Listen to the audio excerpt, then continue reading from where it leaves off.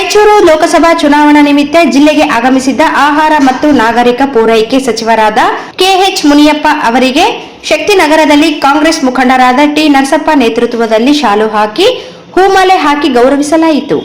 ಪಕ್ಷದ ರಾಜ್ಯ ಮಹಿಳಾ ಘಟಕದ ಪ್ರಧಾನ ಕಾರ್ಯದರ್ಶಿ ಶಶಿಕಲಾ ಭೀಮರಾಯ ಅವರು ಮುನಿಯಪ್ಪ ಅವರಿಗೆ ಕಲಬುರಗಿಗೆ ಹೋಗುವ ಸಂದರ್ಭದಲ್ಲಿ ಸನ್ಮಾನಿಸಿದರು. ಮುನಿಯಪ್ಪ ಅವರು ಕಾಂಗ್ರೆಸ್ನ ಹಿರಿಯ ನಾಯಕ, ಅವರ ಮಾರ್ಗದರ್ಶನ ಅವಶ್ಯಕ ಎಂದರು. ಈ ಸಂದರ್ಭದಲ್ಲಿ ಪಕ್ಷದ ಮುಖಂಡರಾದ ಶಂಕರ್ ಪಾಟೀಲ್, ಹಂಪನಗೌಡ, ಕೃಷ್ಣ, ಸುಗ್ರೇಶ್ವರ ದೇವಸ್ಥಾನ ಸಮಿತಿ ಅಧ್ಯಕ್ಷರು ಸುರೇಶ್, ಭೀಮಣ್ಣ, ರೇಣುಕಾ, ಮಾರಪ್ಪ, ಭೀಮಣ್ಣ ಕೋಲ್ಕಾರ್, ರಮೇಶ್ ಬಂಗಿ ಸೇರಿದಂತೆ ಅನೇಕರು ಉಪಸ್ಥಿತರಿದ್ದರು.